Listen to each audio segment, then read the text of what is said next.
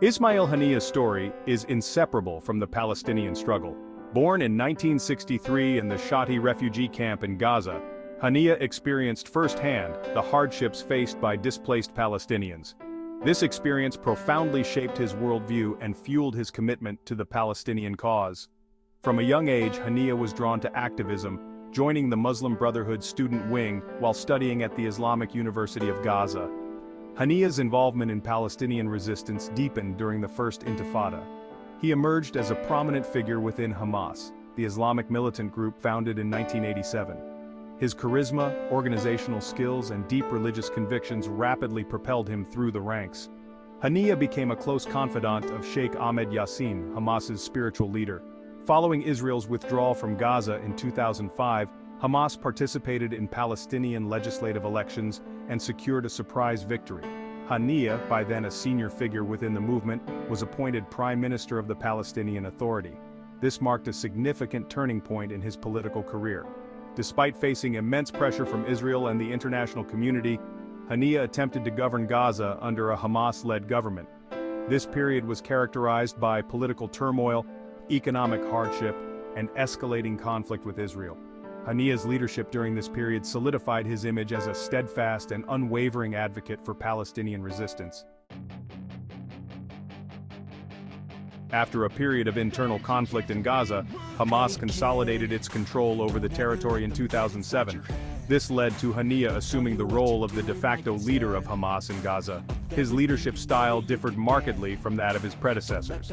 While deeply religious and committed to armed resistance, Haniya also recognized the importance of pragmatism and diplomacy in navigating the complexities of the Israeli-Palestinian conflict. Haniya understood the importance of maintaining international relations. He cultivated ties with regional powers like Iran, Turkey, and Qatar, seeking political support and humanitarian aid for Gaza. These alliances provided Hamas with crucial lifelines during times of conflict and isolation. Haniya also played a key role in shaping Hamas's evolving ideology. Under his leadership, Hamas released a new charter in 2017 that signaled a degree of pragmatism. While still committed to armed resistance, the document accepted the idea of a Palestinian state within the 1967 borders. This shift, while subtle, suggested a willingness to engage in political solutions alongside armed struggle. News of Ismail Haniya's assassination sent shockwaves across the Middle East and beyond. The circumstances surrounding his death remain shrouded in mystery. Early reports suggest that a targeted strike on his residence in Tehran, Iran, claimed his life.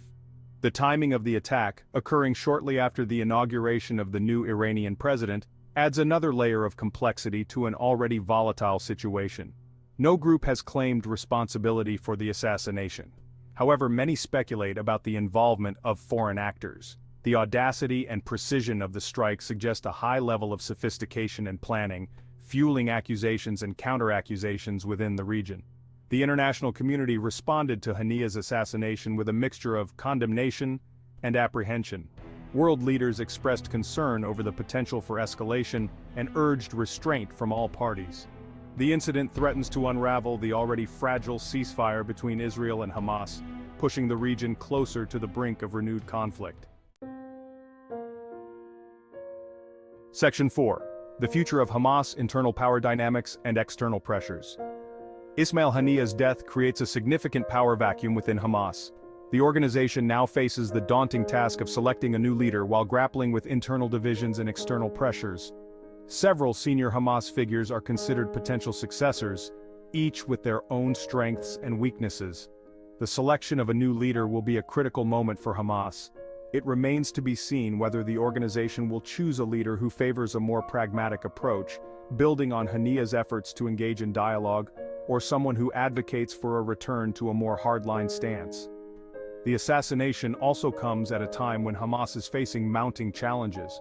The humanitarian situation in Gaza remains dire, with the territory still reeling from the recent conflict with Israel. The organization's relationship with the Palestinian Authority remains strained, hindering efforts to present a united front in negotiations with Israel. Section 5. Iran's response, navigating grief, retaliation, and regional stability. Iran, a staunch ally of Hamas and a key backer of the Palestinian cause, reacted to Haniya's assassination with fury and vows of retaliation. The attack on Haniya, who was in Tehran at the invitation of the Iranian government, is seen as a direct assault on Iran's sovereignty and a provocation aimed at escalating regional tensions. Iran's response will be a delicate balancing act. The leadership in Tehran will be under immense pressure to avenge Haniya's death and demonstrate their unwavering support for Hamas. However, they will also need to carefully calibrate their actions to avoid triggering a wider conflict that could engulf the entire region. The assassination has added fuel to the already volatile situation in the Middle East. It has exacerbated tensions between Iran and Israel, two regional rivals locked in a long-standing shadow war. The international community is watching anxiously, urging restraint and calling for diplomatic channels to be utilized to prevent further escalation. Section 6. The shifting sands of Middle Eastern politics, Haniya's assassination and the path forward. Ismail Haniya's assassination marks a significant turning point in the intricate and often violent politics of the Middle East. His death removes a key figure who, despite leading a militant organization, understood the need for pragmatism and dialogue.